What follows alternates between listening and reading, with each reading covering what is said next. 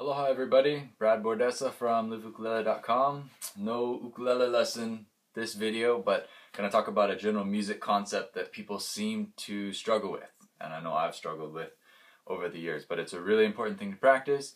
Again, gets back to timing, so I thought I'd talk about a couple of metronome practice tips you can use to develop your confidence with a click track.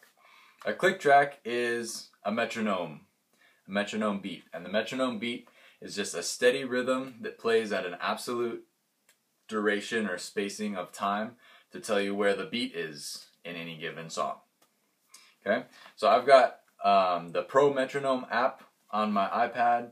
It's free, it's fantastic. You can upgrade it to get more features, but the free version is just the bomb. So it sounds like this. Just a steady ticking sound or any kind of sound that you can come up with. And if this was our song, this is where the beat would be. 1, 2, 3, 4. 1, 2, 3, 4. Of course, if we were playing in 4/4 time. So something you can do is just get used to that. Even that much is kind of a struggle for some people. And of course, more complex exercises are great, but they don't really mean much if you're still rushing or slowing down with that main click. So the first thing you can do is put the click going and just listen for it and clap along.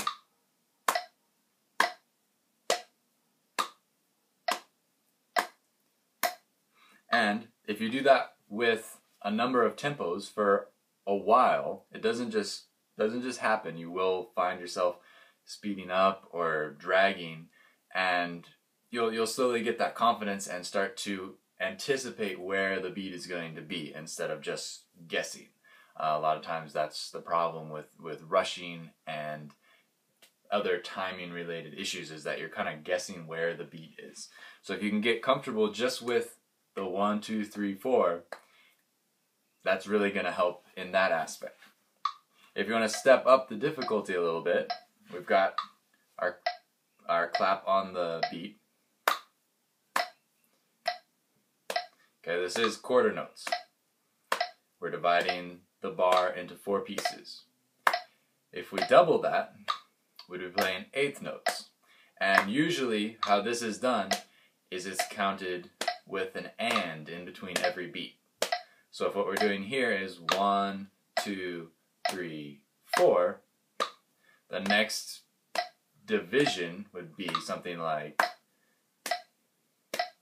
1 and 2 and 3 and 4 and 1 and 2 and 3 and 4 and while the beat's doing the same thing, my mouth is saying 8 different counts in between each beat, or on each beat. So each beat now gets 2 counts, or divisions. Okay, so that would be eighth notes, because now we're dividing the beat into, or the bar, into 8 pieces. Okay, so if you're going to clap that, this is quarter notes. To change it into eighth notes, 1 and 2 and 3 and 4 and 1 and 2 and 3 and 4 and 1 and 2 and 3 and 4 and then if you can transition, that's where the trick comes in. Is you got to get used to going between the two.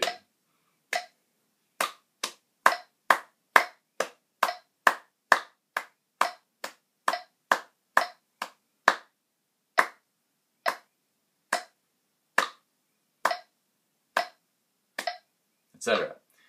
You can practice that at any tempo. I recommend practicing it at many tempos so that you sort of get a feel for what the spectrum of tempos and timing feels are.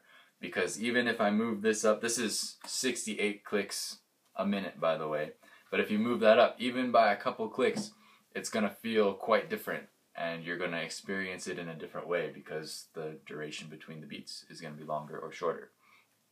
So going from there,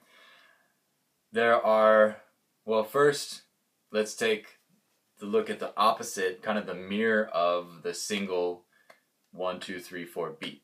And that is where you clap only on the offbeat, or the ands. So if we were going 1 and 2 and 3 and 4 and, to clap on the ands would be all the upbeats.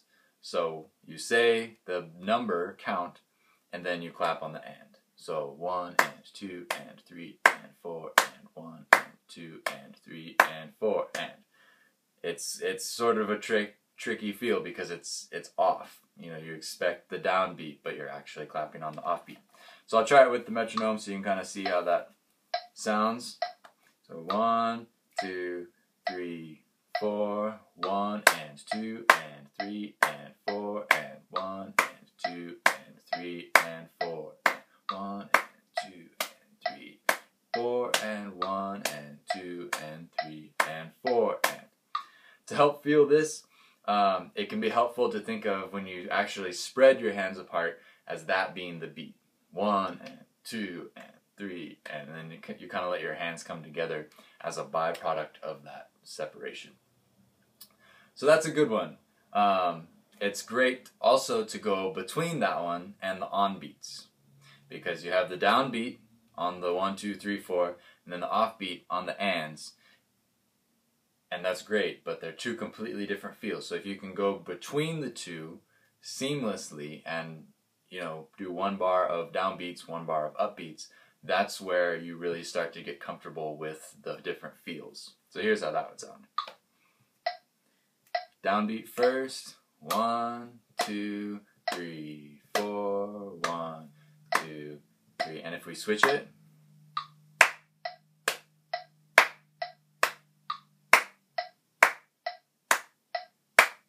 and then back to normal.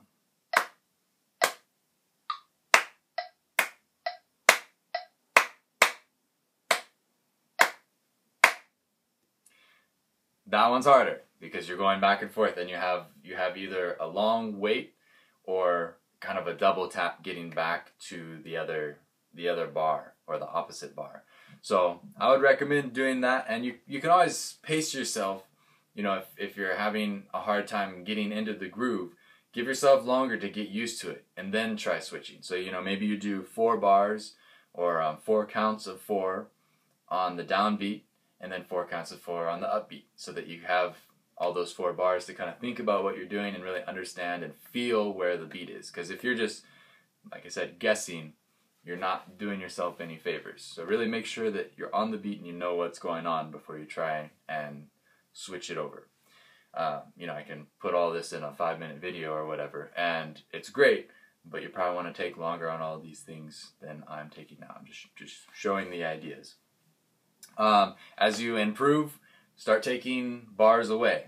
You know, do it for 3 beats on each, and then 2, and then 1. You can't really go any shorter than that, because then you're starting to actually dig into the beats with this concept at least.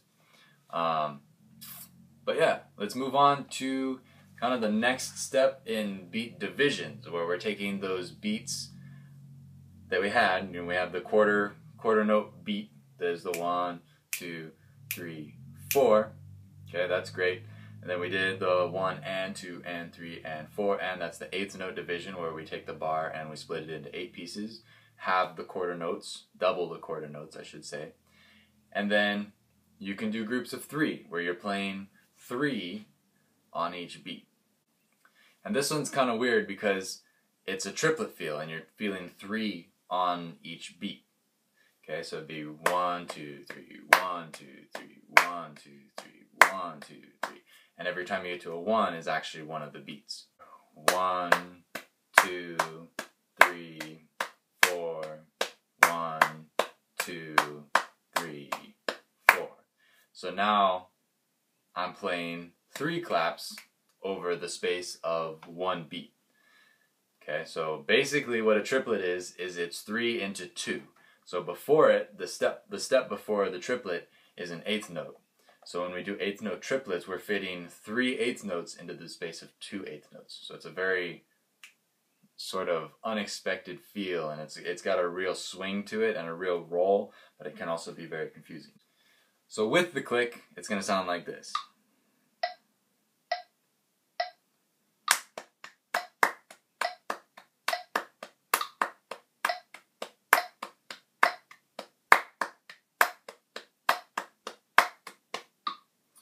Okay? That one's trickier still, because you're all of a sudden you're throwing an odd feel into there. But that actually is kind of like 12/8 time. If you listen to some blues songs and different things like that, it has that rolling feel. It's like double 6/8 time, where you have 6 eighth notes in a bar instead of the 4 quarter notes in a bar. But if you think about that as each beat having the 3 little beats, 4 groupings of the 3, that would be 12/8 time. Anyways, so after that, our next and last division I'll cover in this video is the 16th notes. So we're taking the triplets are an odd time, they're kind of in between, but if we actually split the eighth notes and branch off even more, we have the quarter note is 1 beat, eighth notes fit into that, and then if we split the eighth notes again, you get 4 16th notes on each beat. Okay?